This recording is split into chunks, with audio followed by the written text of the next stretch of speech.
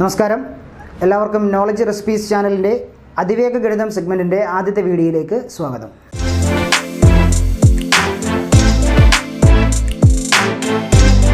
ഈ വീഡിയോയിൽ നമ്മൾ ഡിസ്കസ് ചെയ്യാൻ ഉദ്ദേശിക്കുന്നത് ഏതൊരു സംഖ്യയുടെയും വർഗ്ഗം അല്ലെങ്കിൽ സ്ക്വയർ 10 സെക്കൻഡ് കൊണ്ട് എങ്ങനെ കണ്ടുപിടിക്കുക എന്നുള്ളതാണ്.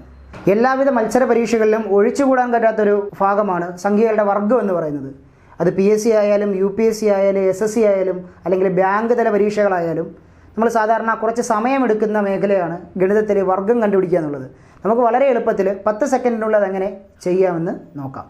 ബോർഡിൽ നോക്കിയേ, 18, 27, 73, 93. ഈ സംഖ്യകളുടെ പ്രത്യേകത എന്ന് പറയുന്നത് രണ്ടക്ക സംഖ്യകളാണ് അല്ലേ. അതായത് 10നും 100നും ഇടയിലുള്ള സംഖ്യകളാണ് ഇവിടെ എഴുതിയിട്ടുള്ളത്.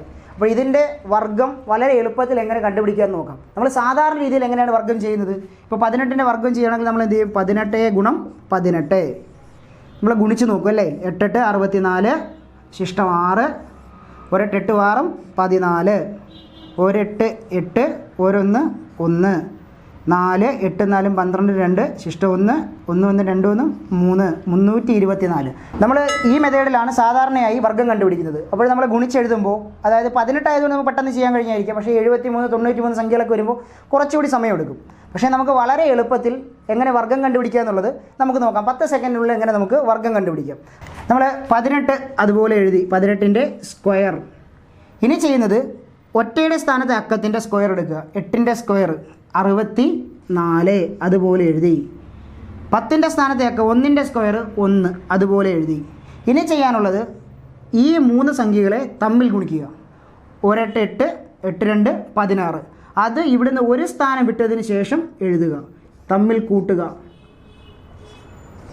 നമ്മുടെ ഉത്തരം കിട്ടി. ഇതിനേക്കാൾ കുറച്ചുകൂടി എളുപ്പമാണിത്. മനസ്സിലാവാത്തവർക്ക് വേണ്ടിയിട്ട് നമ്മൾ ഒരു ഉദാഹരണം കൂടി ചെയ്യുന്നു. 27ൻ്റെ സ്ക്വയർ. 27ൻ്റെ സ്ക്വയർ നമ്മൾ ആദ്യം ഒറ്റയുടെ സ്ഥാനത്തേക്ക് 7ൻ്റെ സ്ക്വയർ എടുക്കുന്നു, 49. 10ൻ്റെ സ്ഥാനത്തേക്കത് 2ൻ്റെ സ്ക്വയർ എടുക്കുന്നു, 4, 449 നമുക്ക് കിട്ടി. ഇനി നമ്മൾ ചെയ്യുന്നത് ഈ സംഖ്യകളെ, ഈ ഡിജിറ്റുകളെ തമ്മിൽ നമ്മൾ മൾട്ടിപ്ലൈ ചെയ്യുന്നു. 2നെയും 7നെയും പിന്നെ 2നെയും. 7 2 14, 2 28.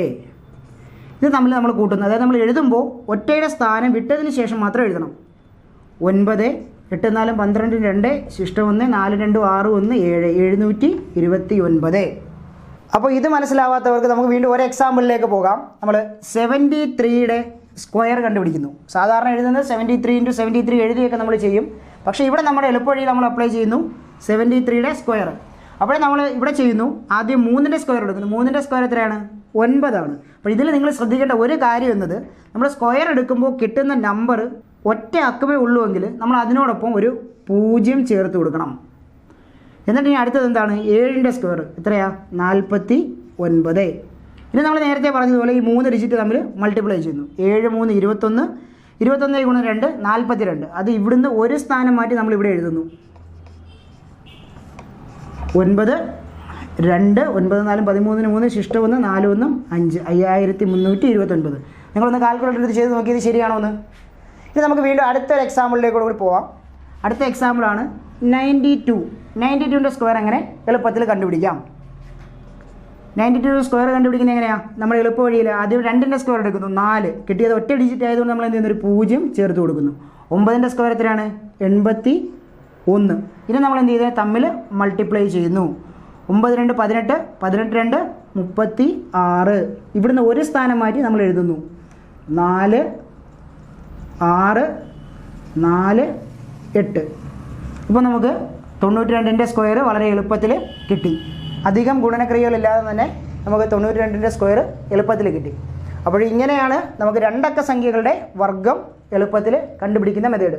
അപ്പോൾ നിങ്ങളെല്ലാവരും ഈ എക്സസൈസ് കൂടാതെ 1-2 കണക്കുകളൂടി ചെയ്ത് നോക്കുക.